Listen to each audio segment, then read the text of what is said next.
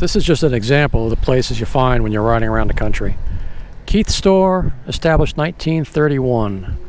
Used to be a gas station, and now it's a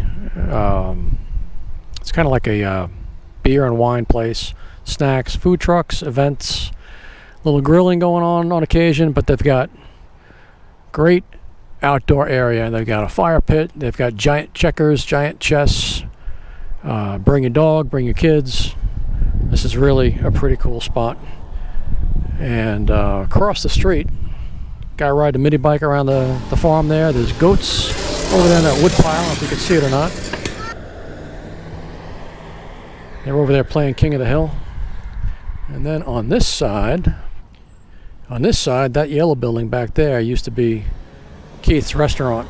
And that small yellow building was the smokehouse. You can see that little chimney over there. But they used to serve great barbecue in that place. They're not doing that anymore, but they've got all this stuff going on, and it's a really neat place.